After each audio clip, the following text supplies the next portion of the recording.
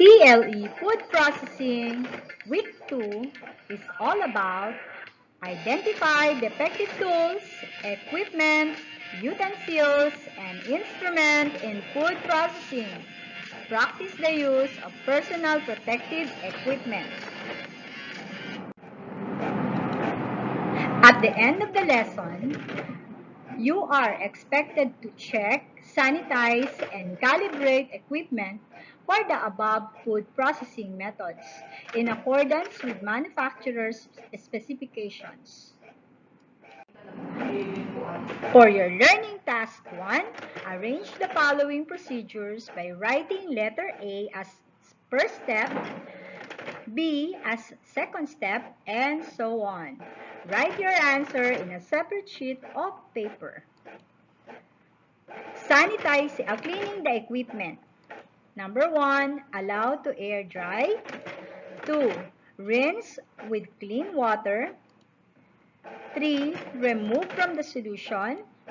4, disinfect by soaking in a sanitizer solution. And 5, wash all the equipment with soap. I will give you 30 seconds to think of your answer. Your timer starts now.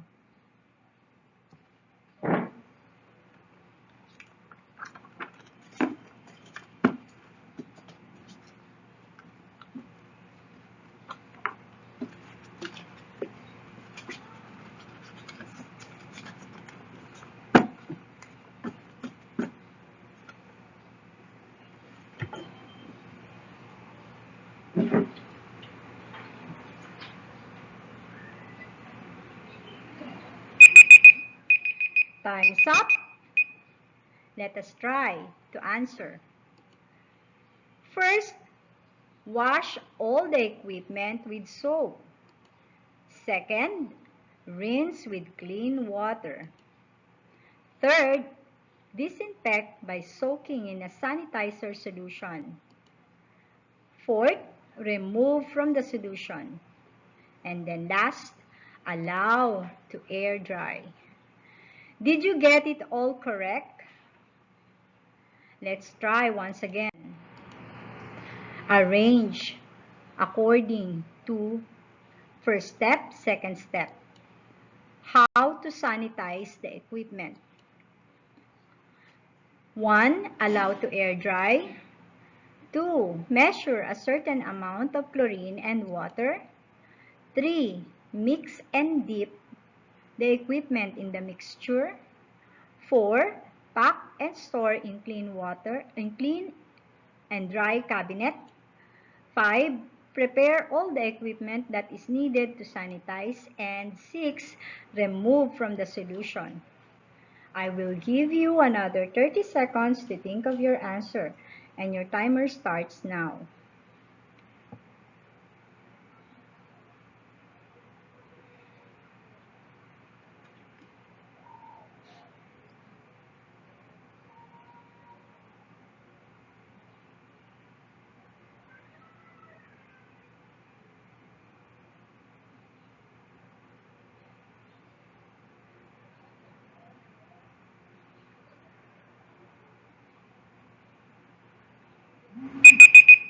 Time stop. Let us try to answer. Number 1, you have to prepare all the equipment that is needed to sanitize. Second, you have to measure a certain amount of chlorine and water. Third, mix and dip the equipment in the mixture. Fourth, remove from the solution. 5, allow air to dry. And lastly, pack and store in clean and dry cabinet. Did you get it all right? If not, don't worry, because we will study how to sanitize and maintain and to calibrate utensils, equipment in food processing. Personal protective equipment. One of the factors that cause most food airborne illness outbreak is using contaminated utensils and equipment. failing to follow personal hygiene rules. It is very important to use personal protective equipment to avoid contamination while preparing food. We have the following personal protective equipment. Number 1, food gloves is used to prevent bare hands contact while preparing food. 2, hairnet is used to reduce the chance of stray hairs while preparing food. 3, apron or lab gown is used to protect one's clothes and skin from stain and marks and for hygienic purposes as well. 4, mouth mask is used to serve a 100% clean and safe to consume food.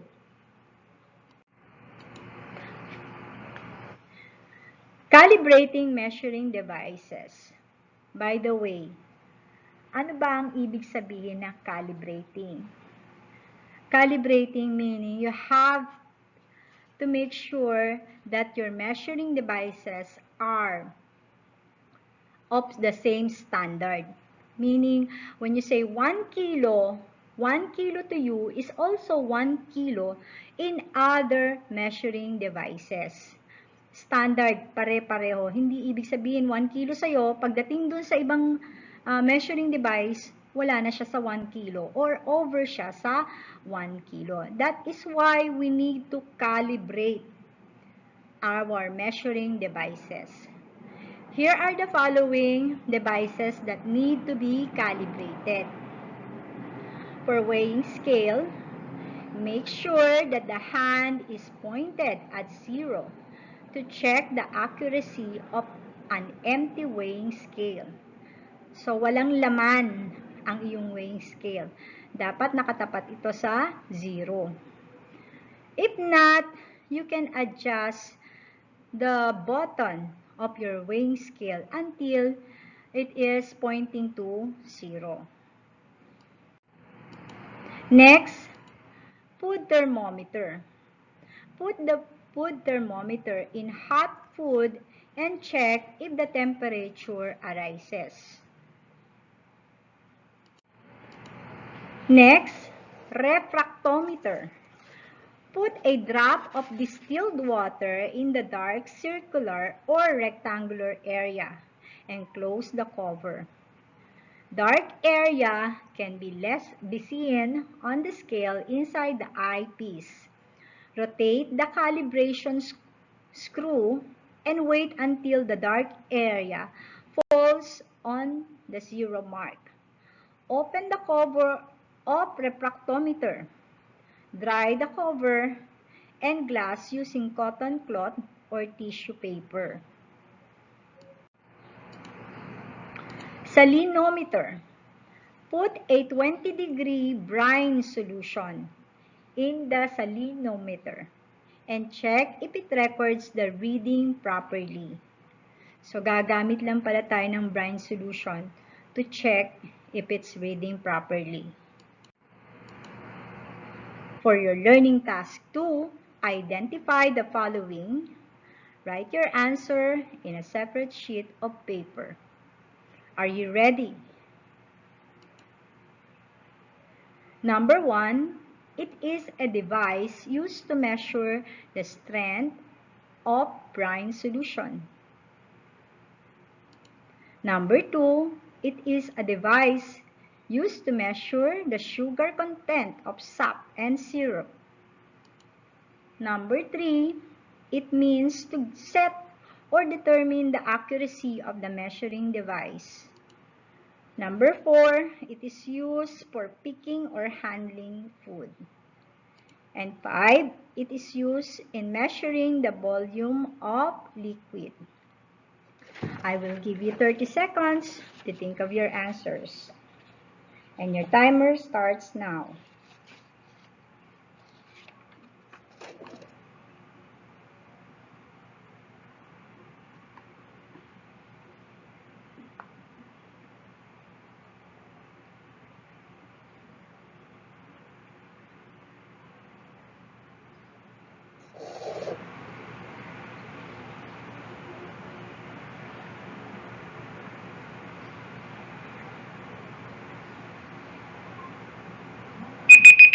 Time stop.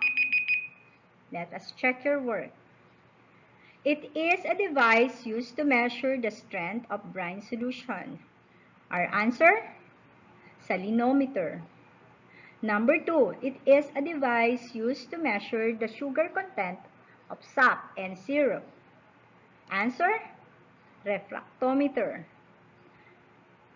Number 3, it means to set or determine the accuracy of measuring device. Our answer? Calibrate. Number 4, it is used for picking or handling food. Our answer? Tong or food tong. Number 5, it is used in measuring the volume of liquid. The correct answer? Measuring cup.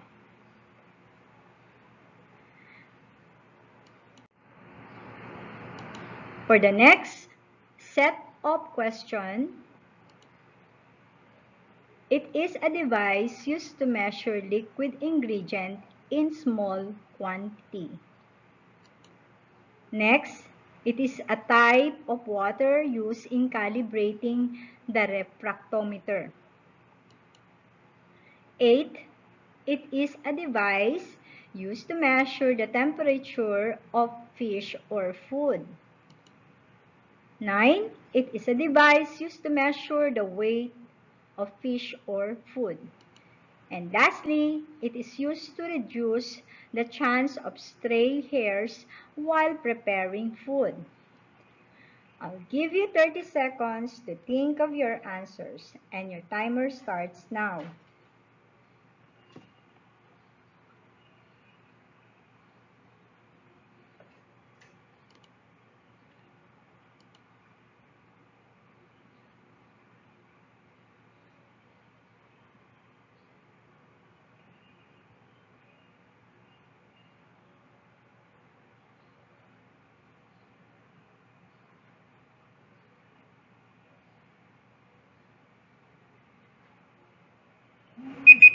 Time stop. Let us check your work. It is a device used to measure liquid ingredient in small quantity. Our answer? Measuring spoon. 7, it is a type of water used in calibrating refractometer. What type of water do we use in calibrating refractometer? Our answer? Distilled water. Next, it is a device used to measure the temperature of fish or food. We have food thermometer. 9, it is a device used to measure the weight of fish or food. Our answer? Weighing scale. And lastly, it is used to reduce the chance of stray hairs while preparing food. Of course, we used hair net. Did you get it all correct? Congratulations! You are now ready to answer the learning task 3. Write T if the tool need to be calibrated or F if not. Number 1, the scaler or scaler. Do you need to calibrate or not? Number 2, weighing scales. Number 3, refractometer. 4, salinometer. 5, oil drum. 6, bistay. 7, food thermometer. 8, utility trays. 9, panandok. And 10, wooden salting vat. I'll give you 30 seconds to think of your answers. Your timer starts now.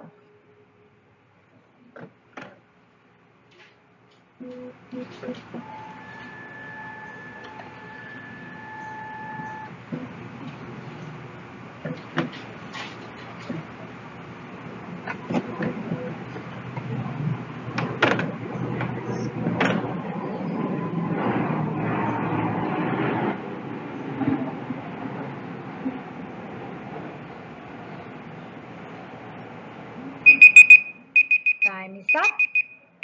Let's check your work. The scalar or scalar, do you need to calibrate or not? False. You don't need to calibrate a scalar. O yung kaliskis ng isda, you don't need that to calibrate. How about weighing scale? Is it true or false? True. You need to calibrate all kinds of weighing scale. Number 3, refractometer. True. We need to calibrate that. Salinometer. True again. Oil drum. False. Bistay.